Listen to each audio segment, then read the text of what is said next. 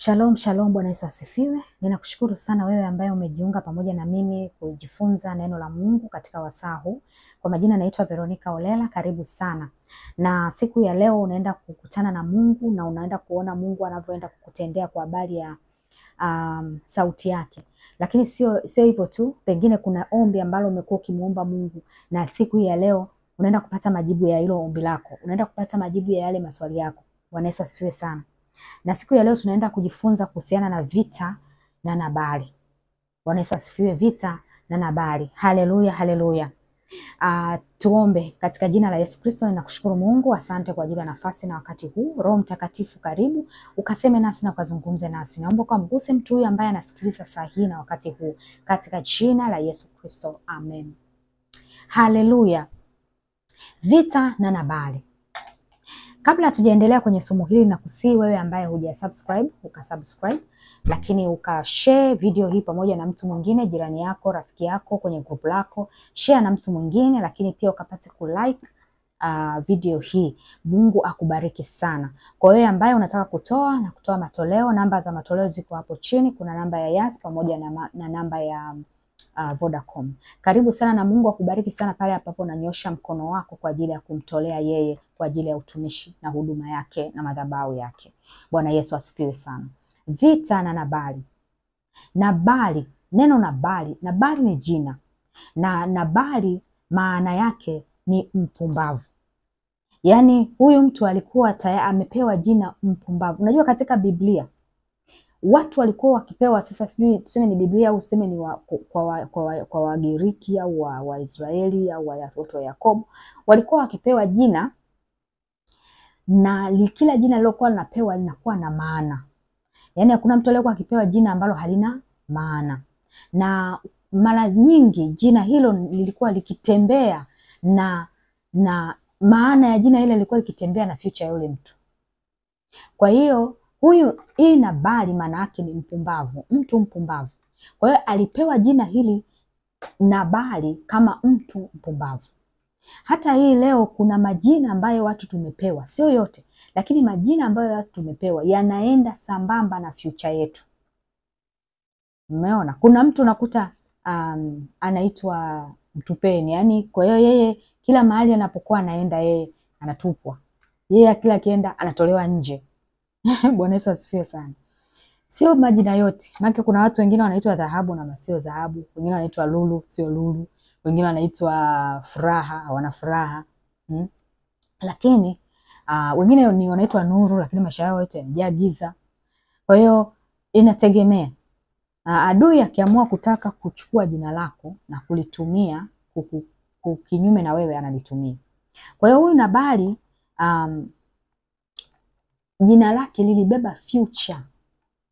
Jina lake lilibeba future ya maisha yake haya. Hebu tuangalie kile kitabu cha Samueli wa kwanza 25 kuanzia ule mstari wa pili. Na huko Moani kulikuwa na mtu mmoja ambaye alikuwa na mali yake katika Karmeli, naye yule mtu alikuwa mkuu sana, mwenye kondoo 3,000 na mbuzi 3,000. Naye alikuwa akiwakata manyoya ya kondoo zake huko Karmeli. Na jina la mtu huyo aliitwa Nabali, na jina la mkewe aliitwa Abigaili. Na huyo mwanamke alikuwa mwenye akili njema, mzuri wa uso, bali yule mwanaume alikuwa hana adabu, tena muovu katika matendo yake, naye alikuwa wa mbari ya Kalebu. Basi Daudi akasikia huko nyikani ya kuwa Nabali alikuwa katika kuwakata manyoya kondoo zake. Daudi akatuma vijana 10.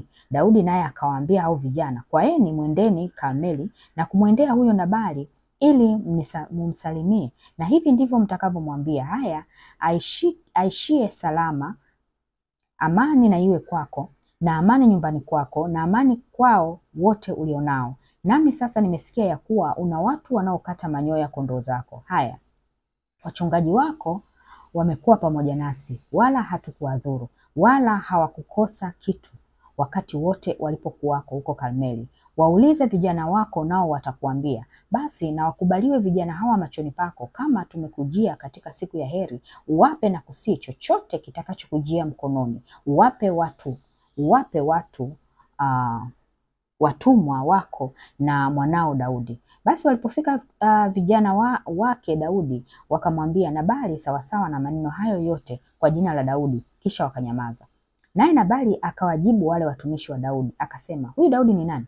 Na mwana wa Yese ni nani? Siku hizi kuna watumwa wengi wanaowatoroka kila mtu bwana wake. Basi na mimi je, nitwae mkate wangu na maji yangu na machinjo yangu niliyowachinjia hao watu wangu wakatao manyoya kondoo zangu na kuwapa watu ambao siwajui wametoka wapi? Bwana Yesu asifiwe. Na huyu Nabali alijibu jibu la kipumbavu sana, kwa sababu hakujua kwamba anayemjibu ni rafiki wa Mungu. Daudi alikuwa ni rafiki wa Mungu, kwamba akikasirika Mungu anaona. Unajua kuna watu ambao ni marafiki wa Mungu. Kuna watu ambao usiwaguse.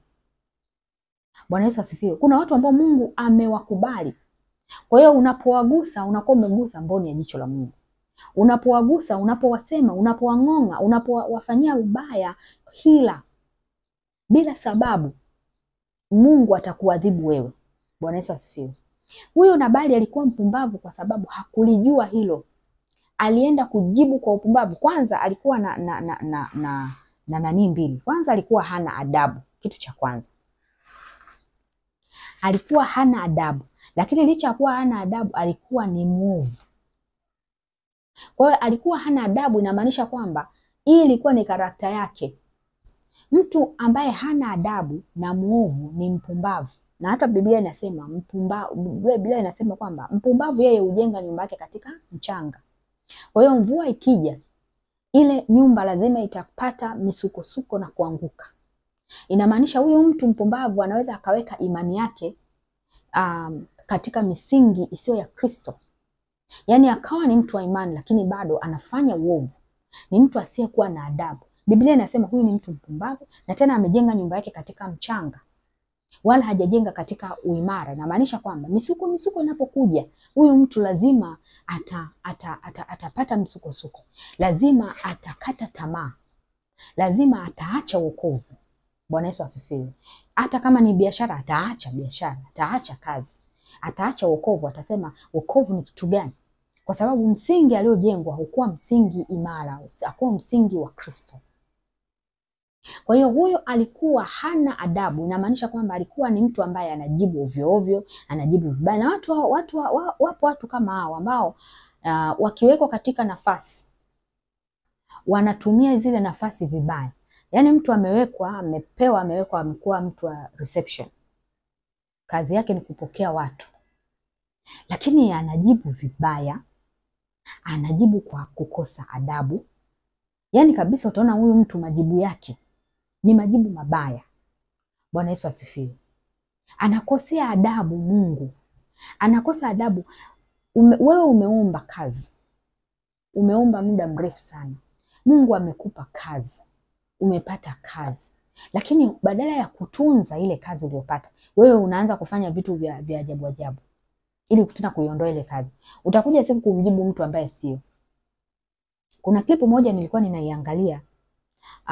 Ilikuwa ni kuna mtu mmoja alikuwa ameenda hotelini. Mvua ilikuwa inanyesha. Ameloa sana, na alikuwa ni mtu mweusi, na hiyo ni nchi ya Marekani.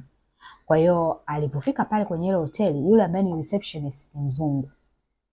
Akafika pale akamwambia, bwana, mimi nahitaji chumba. Ni baridi sana, nimeloa sana na nani, hebu nifanyie mkakati hapo nipe chumba. Na alikuwa hajafanya booking. Basi yule mama akasema hakuna chumba. Hakuna chumba, vyumba vyote viko booked. Akasema hakuna hata kile ambacho ni cha dharura, cha reserved. Akasema hakuna vyumba vyote vile vya dharura. Na kwa jinsi ulivyo na kwa jinsi unavyoonekana, hatuwezi kukuhudumia mtu kama wewe. Basi mara akaingia mtu mwingine ambaye ni mzungu mwenzake. Kafika pale, akamwambia kuna chumba. Akasema, chumba kipo. Akamwitikia vizuri sana. Vyumba vyote viko booked, lakini kuna vyumba vitatu ambavyo ni vya reserved. Kwa hiyo tunaweza tukakupa kimoja wapo ambacho ni cha reserved. Akasema okay sawa, ngoja nikupe kitambulisho changu. Naja kitambulisho. Wewe ngoja nikutafutie tu hapa. Akafanya okay, chukua chumba, nenda kwenye chumba chako. Yule baba akashangaa. Akarudi tena. Akasema mbona umesema kulikuwa hakuna vyumba hata vya reserved?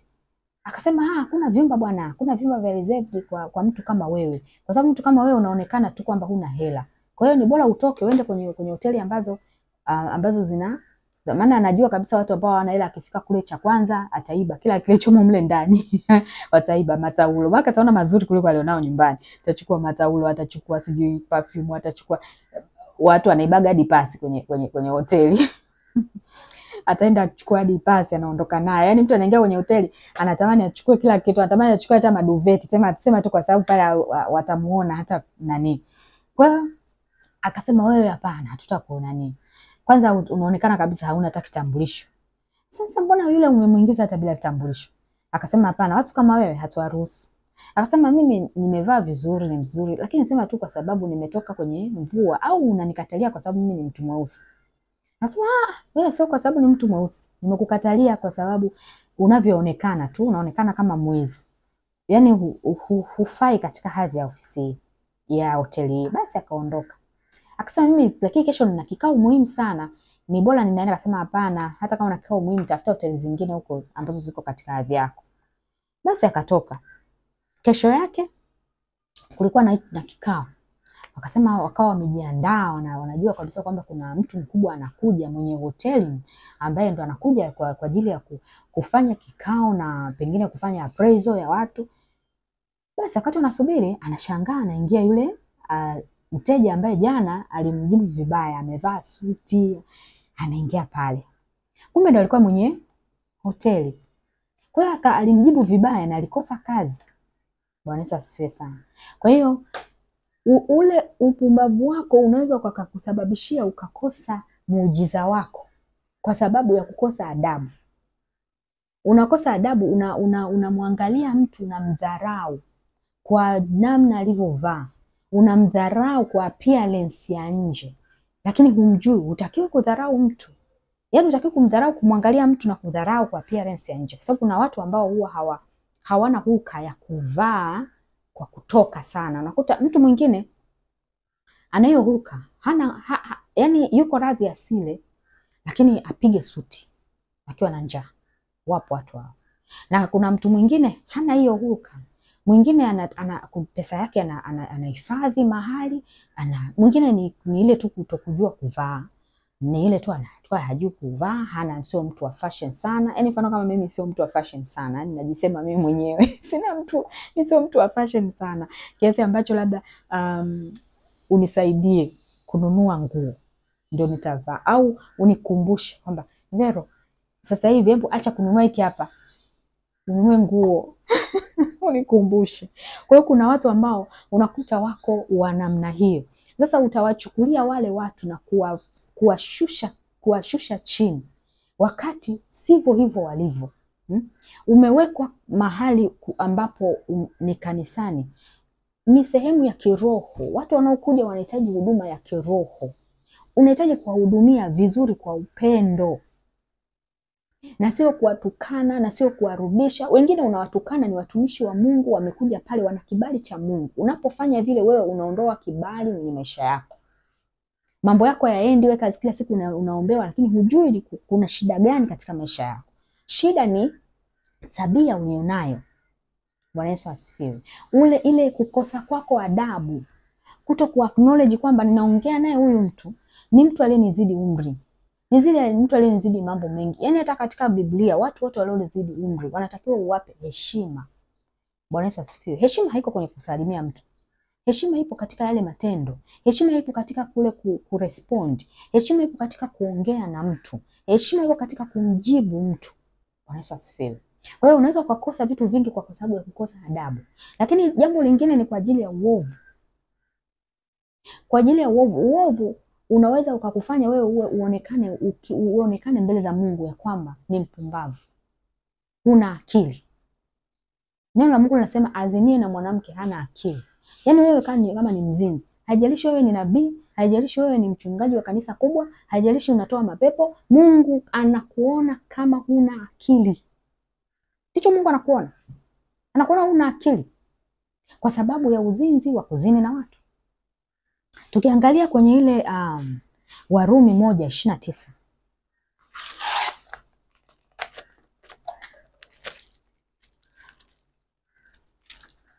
Warumi 1:29 neno la Mungu linasema wamejaa na udhalimu wa kila namna, uovu na tamaa na ubaya.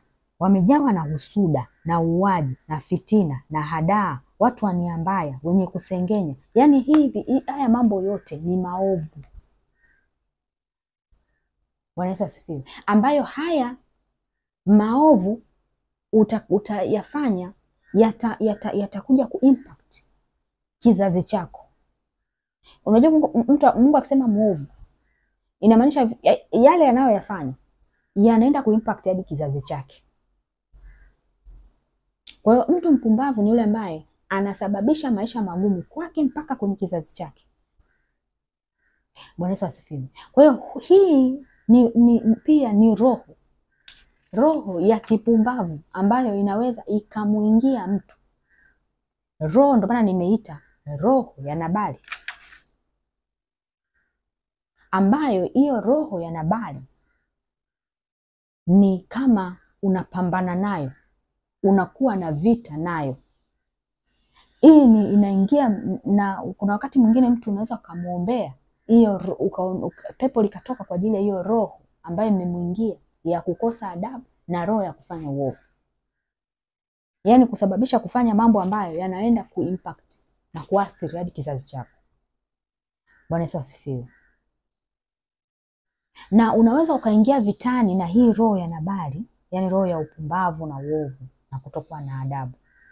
Na lengo ya hii roho ni kufanya vita na wewe ili kukumaliza.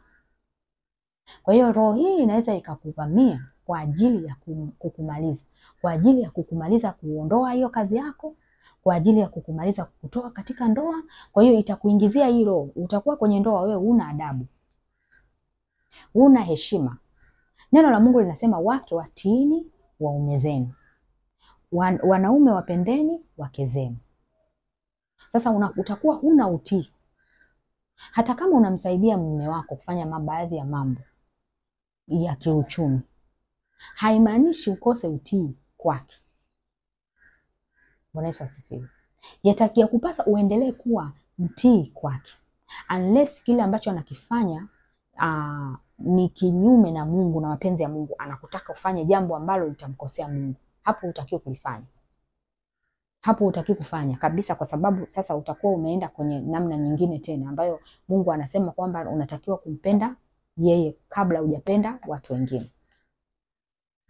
Kwa hiyo iwapo atakwambia kwa habari ya uovu, kwa habari ya kufanya uovu, hapo sio lazima umtii. Kwa sababu amekwambia twende kwa mganga wa kienyeji tukapata suluhisho, huwezi ukatii. Bwana Yesu asifiwe sana. Kwa hiyo unakosa adabu, na hiyo itakufanya sasa yule mtu aseme kwamba hapana, mimi sasa siwezi tena kuendelea na huyu mwanamke. Na hiyo itakusababisha, na Mungu hajawaombea wanaume, Mungu hajawaombea sijui hajawaombea hilo jamani, kuwa na subira. Ni tofauti na sisi wanawake. Wanawake tunasubira sana. Tunaweza tukavumilia sana, tunavumilia sana, tunatunda hilo sana. Tunaweza tukamvumilia mwanaume katika maovu, katika mambo yake yote anayoyafanya na matakataka yake, lakini sio mwanamume. Pia shetani atakusababisha kukuwekea roho hii ukakose adabu kwa bosi wako. Na lengo la wewe kukosa adabu kwa bosi wako ni ili kukuondoa kazini. Kwa hiyo atakukosesha ukose adabu, bosi wako akuone wewe ni mtu usiyekuwa na kusikiliza. Akikwambia ufanye A, wewe unafanya B, unajibu unavyotaka, unaandika emails vile unavyovitaka, Bwana Yesu asifiwe sana. Kwa hiyo itakusababishia sasa uonekane huna adabu. Lakini itakusababishia uovu pia na maovu. Utakuwa unajiona kama vile uko sahihi kwenye yale ambayo unayafanya. Unayatafutia na neno kabisa, yani unatafutia na neno kabisa unasema nani.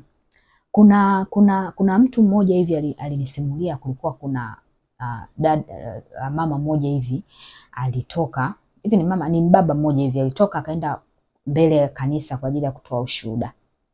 Kafika pale mbele ya kanisa akaenda kutoa ushuhuda, akasema Bwana Yesu asifiwe, Mungu alinisafirisha, alinipeleka Marekani, nimefika kule, nimemwona Mungu sana, nimeenjoy.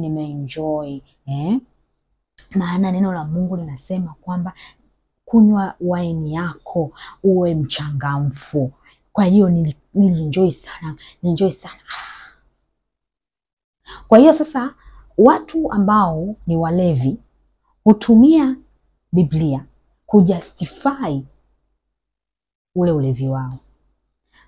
Kadhalika mzinzi hutumia na mwasherati hutumia Biblia kujustify uzinzi na uasherati badala ya kubadilika. Yaani kabisa unaelewa na unajua kabisa hiki ninachokifanya mimi sio sahihi, natakiwa kubadilika. Mimi ninakumbuka kabla sijaokoka, nyumbani tulikuwa tunafanyaga ibada na mimi kwa sijaokoka. Na mara nyingi mama yangu, marehemu mama yangu alikuwa ananichagua mimi kwa ajili ya kusoma Biblia na kuitafakari. Na nilikuwa naisoma vizuri na itafakari. Lakini kila ikifika sehemu ya pale kuokoka, yani nafsi yangu inaniambia kabisa ninavyosoma hivi, ninashuhudiwa kabisa kwamba neno linalofuata natakiwa kusema kuokoka. Lakini kwa sababu mimi mwenyewe nilikuwa siamini kuhusu kuokoka, kuhusu wokovu, nilikuwa sitaki kuhusu wokovu. Basi ikifika kwenye sehemu ya kuokoka nasema tukutoe watu wa kufanya matendo mazuri. Bwana Yesu asifiwe. Kwa hiyo nilikuwa ninajustify ile hali yangu ya kuwa rebellious, sijui niseme, ya kukataa neema. Ingawa ilikuwepo ya kuikataa ile neema, nilikuwa ninapinga kuhusu kuokoka. Kwa hiyo mtu anajustify, na kwenye Biblia anaweza akaitumia Biblia kabisa na akakufundisha kujustify tu ile uovu anaofanya. Kujustify na kusema kwamba sisi tumeshaokoka bwana. Hakuna hukumu juu ya hao walio katika Kristo Yesu. Kwa hiyo kama hakuna hukumu juu ya hao walio katika Kristo Yesu, kwa hiyo tuendelee tu na uovu. Aliyeokoka hawezi kufanya dhambi bwana. Kwa hiyo aliyeokoka hawezi kufanya dhambi. Kwa hiyo hata kama ukifanya dhambi haihesabiwi kwamba hiyo sio dhambi au. Kwa hiyo mtu atakuja na hilo na utakutabeba hiyo roho ya kujijustify. Na hii leo unaposikia hii inabidi usikie sauti ya Mungu ya kwamba hicho unachokifanya sio sahihi. Na kama sio sahihi kuna roho nyuma yake. Sasa pambana na roho iliyoko nyuma ya hiko. Ukipambana na roho iliyoko nyuma ya hiko utatoboa baba. Utatoboa mama. Utumishi wako utaongezeka. Hicho unachokifanya kitaendelea zaidi. Lakini Mungu hawezi akakupeleka masafa marefu kwa sababu anaogopa utapoteza watu wengi. Utapoteza watu wengi kwa sababu utawafundisha uongo. Kuna watu ambao kuna mtumishi mmoja ambaye alianzaga kufundisha vitu vya uongo. Yuko wapi saizi? Na yeye hayupo. Kwa hiyo unatakiwa hiyo roho ikishakuvamia upate neema ya kusikia neno kama hivi unavyosikia sasa hivi. Ya kwamba una roho ya Nabali. Na hiyo roho ya Nabali yapasa wewe kukaa na kuikemea, kuiondoa na nyama, kukaa, kuomba kwa mafungo, kwa kufunga, kwa kuomba, kwa kukemea na kuitaja. Na kusema wewe roho ambaye unanisababishia mimi nione kwamba ulevi ni kitu cha kawaida. Wewe roho unanisababishia mimi nione kwamba kuiba ni kitu cha kawaida. Wewe roho unanisababishia nione kwamba masengenyo ni kitu cha kawaida. Yaani ni haki yangu kabisa kuwasengenya watu na kuambia watu kusema umbea. Wewe unaona kabisa yani ni haki yako kabisa kwamba kwani ninafanya nini? Mimi sinapeleka taarifa tu. Mimi napeleka taarifa ili kuwaokoa wengine. Lakini unajua kwamba unachokifanya ni umbea. Kwa sababu umbea mwisho wa umbea, kwa nini umbea ni kosa na ni dhambi? Kwa sababu mwisho wa kufanya umbea unaleta magomvi, unaleta machafuko, ndio mwisho wa hicho unachokipeleka. Yaani ukiona kitu unachokifanya mwisho wake hakileti matunda mazuri ya Roho Mtakatifu au matunda mazuri ya kusababisha amani. Maana heri ya miguu ya wale wapelekao amani. Sasa wewe sio kupeleka amani. Wewe ni kupeleka magomvi na machafuko. Wewe ni wa kuwatoa watu na kuwafarakanisha watu. Hilo ni jambo lisilotakiwa, na hiyo ni roho ambayo unatakiwa kuomba iondoke ndani mwako. Bila hivyo hauta move forward, hautaenda mbele kwa sababu wataanzaje kukuweka mahali ambapo utawekwaje kiongozi katika eneo ambalo utaenda kuharibu? Yaani utawekwa kiongozi mahali utaharibu kila kitu. Yaani utaharibu hata kwenye hicho uongozi wa hicho chama utakiharibu. Hata kukipelekwa sijui na kwenye vikoba kwenye utaharibu. Ukipeleka kwenye uongozi wa kanisa utachafua kanisa, utasababisha waumini wote wahame. Hiyo ni roho ambayo ina move people out of the presence of God. Bwana Yesu asifiwe sana. Kwa hiyo utajiona kama upo sahihi. Na Mungu anataka kukutoa leo katika huo mtego. Kukuweka mbali na mauti hiyo. Sasa ni upumbavu gani ambao Nabali aliufanya ambao ulipeleka yeye kuuliwa na Mungu? Kumbuka mwisho wa Nabali ilikuwa Mungu mwenyewe kumuua. Kitu cha kwanza, alionyesha dharau kwa mtumishi wa Mungu ambaye amekubaliwa na Mungu. Alionyesha dharau kwa mtu ambaye ni rafiki wa Mungu. Yaani hicho alifanya ni kwa kosa kubwa sana. Kwa sababu sio dharau tu, bali alimfedhesha mbele ya vijana wake. Alimletea kiburi. Daudi yeye alishamsaidia kwa habari yake yeye na watumwa wake. Alimsaidia na alibaki katika nafasi nzuri. Lakini yeye hakukubali ule msaada. Sasa hatuelewi, pengine Mungu ndiye aliyemwambia Samueli, aliyemwambia Daudi, sio Samueli. Aliyemwambia Daudi amsaidie, hatujui, inawezekana. Lakini sasa kama alimdharau Daudi, alimdharau na Mungu. Alidharau kile ambacho Mungu alikituma kwake. Alileta kiburi na alimfedhesha Daudi. Kwa hiyo hicho kilionekana ni kama upumbavu mbele za Mungu.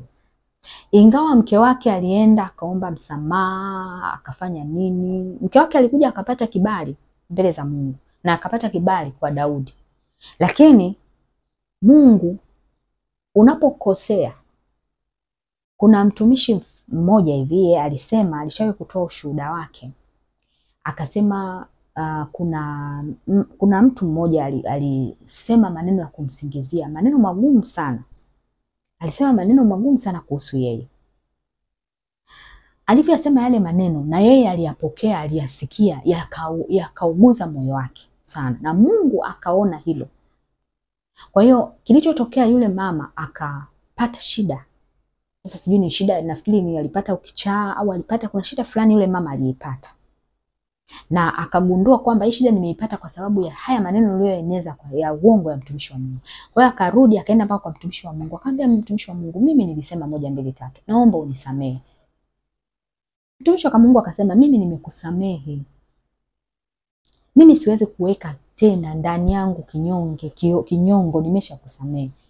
Lakini tatizo lake liliendelea kuwepo. Akasema, mtumishi, mbona hujanisamehe? Akasema, wewe una ugomvi sasa na Mungu. Sio mimi tena. Hii sasa ni kwa Mungu yeye kuamua anakusamehe, anakurehemu, kwa sababu Mungu anasema nitamrehemu wa kumrehemu na kumhurumia wa kumhurumia. Yaani anachagua. Huyu ni mrehemu, huyu ni simrehemu, huyu ni msamehe, huyu ni mhurumia, huyu ni simhurumia. Kwa sasa unatakiwa wewe uende kwa Mungu sasa kuomba rehema na huruma kwa habari ya kosa hili ambalo umelifanya. Bwana Yesu asifiwe. Kwa hiyo yeye alikosa kwa Daudi, lakini lile kosa lilienda mpaka kwa Mungu, lilimgusa Mungu mwenyewe, alimkosea Mungu mwenyewe. Nabali alimkosea Mungu mwenyewe. Kwa hiyo Mungu alimwadhibu, akamuua, akamtoa. Kwa hiyo licha ya utajiri aliyokuwa nao, alikuwa tajiri, alikuwa na mali nyingi, lakini utajiri wake hakumfikisha popote kwa sababu ya upumbavu wake. Kwa hiyo unaweza ukawa una tajiri, ukawa na mali nyingi, ukawa na mamlaka, ukawa na kila kitu, ukawa na cheo, lakini kisifike mbali kwa sababu ya tabia, kwa sababu ya mwenendo, kwa sababu ya hulka ulionayo. Hulka ya kudharau watu, hulka ya kuwaona watu sio kitu, kuwa mtu wa kiburi, kwa sababu unavyo basi unajibu vyovyote vile na hakuna atakaye, utahuna kitu cha kunifanya mimi. Kwa sababu kuna siku moja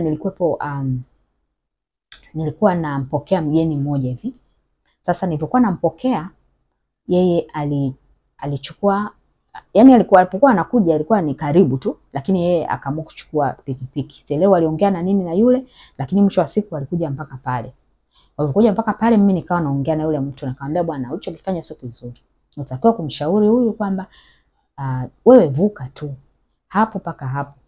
Hata kama alikwambia vitu vingine sawa, lakini kuna namna ambavyo ulitakiwa aniambie mimi. Lakini alichokuwa ananiambia aliamaki. Wewe huwezi kunisaidia chochote. Kwani wewe utanisaidia nini mimi? Wewe utanifanyia nini mimi? Unakuwa una kitu gani kwangu? Nikamwangalia nikasema, unajua kuna watu ambao yani huwa wanajibu vyovyote. Yani kama vile bata. Unajua bata nitumie lugha gani ambayo itakuwa kidogo tafsiri. Akitoa kinyesi. Bata akianza akitoa kinyesi, huwa anatoa popote na anakitoa kwa ghafla. Pwa. Bila kufikiria kwamba naenda wapi, anafanya pwa. Sasa ndio watu ambao wanaongea maneno yao yako, yani midomo ni kama bata. Yani maneno yao, yani mdomo wao ni kama lile eneo la bata la kutolea uchafu. Anafanya tu papa. Anaongea chochote kile bila kuwaza, bila kutafakari, bila kujua ninachoongea ni nini. Nimeongea sawa, nimekosea. Kabla huyu mtu hajaenda kwa Mungu, nimkimbilie nimwambie samahani. Au nikimbilie nitengeze moyo wake nirekebishe. Kwa sababu huyu akishasema sasa akienda kwa Mungu huyu, basi ameshamaliza kila kitu.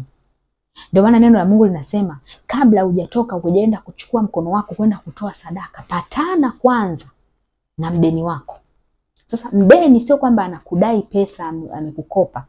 Mdeni anaweza akawa ni yule mtu ambao umemkosea, ambaye una deni. Kwa yale maneno yako yamefanyika akiba, yameharibu maisha yake, yameharibu kila kitu, una deni. Sasa kabla ya kutoka na kwenda kutoa sadaka, patana kwanza na yule mtu ili sadaka zako zipate kibali mbele za Mungu. Kwa hiyo hata leo unataka unatoka kutenda kutoa sadaka. Kila wakati unatoa sadaka, kila wakati unatoa sadaka. Na kuna mtu huwa anasema hivyo, mimi mbona ninatoa sana? Hao watu wanatudanganya katika matoleo yao. Unafuata principles za kimungu katika utoaji wako. Yawezekana ndio unatoa, lakini wewe ni kwazo kubwa sana kwa watu. Wewe ni kwazo kubwa sana kwa huyu mke wako. Kila siku analia kwa Mungu. Sadaka zako zinapita, unatoa, hazipati kibali. Wewe unakuwa ni mtu wa kwazo sana kwa wafanyakazi wako, kwazo sana kwa watoto wako, kwazo kwa kila mtu, majirani, kila mtu unagombana naye, yani kila mtu wewe unaona una haki ya kunena chochote unachonena, tena unajiita mimi ni strong. Yaani unajiita mimi hapa ndo mimi ndo naweza, mimi siogopi mtu, mimi si nini, lakini unachokifanya inakuwa sio sahihi mbele za Mungu. Kwa hiyo hata sadaka zako unazotoa zinakuwa hazipati kibali. Maombi yako unayoyapeleka yanakuwa hayapati kibali. Kwa hiyo leo hii muombe Mungu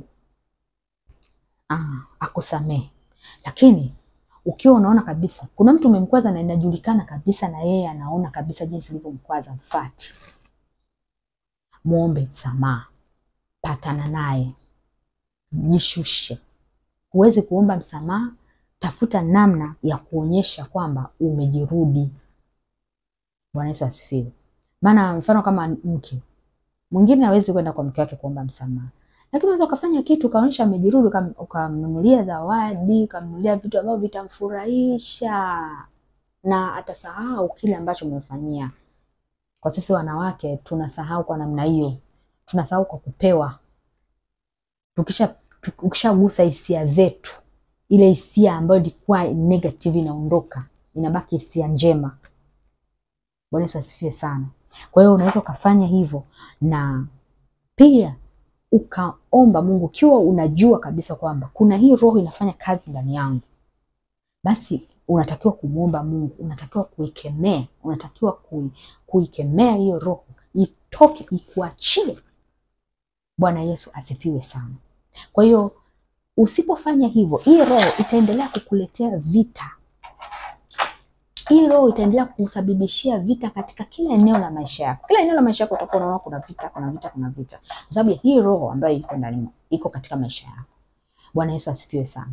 Ninaamini umebarikiwa siku ya leo na ninakukaribisha sana. Wewe ambaye hujaokoka, naomba nikukaribisha siku ya leo ukapate kumpokea Kristo kwa Bwana na Mwokozi wa maisha yako, ukatubu dhambi zako zote. Kama hii roho inafanya kazi ndani mwako, leo hii ukatubu na ikakuachie. Ikiwa unataka kumpokea Kristo kwa Bwana na Mwokozi wa maisha yako, ikiwa unataka roho hii ikapate kukuachia na maisha yako yakawe mazuri, yakawe yenye furaha, sema maneno yafuatayo.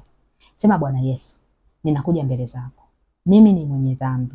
Ninaomba unisamehe dhambi zangu zote na maovu niliyoyafanya na yale niliyoyatenda.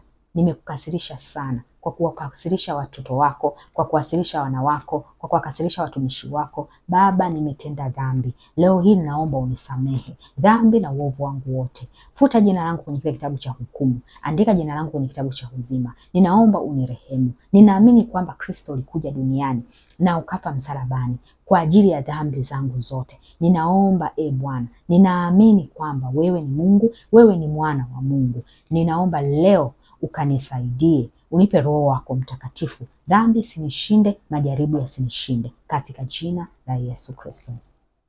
Amen. Wewe ambaye umeokoka, endelea kufuatilia masomo katika channel hii.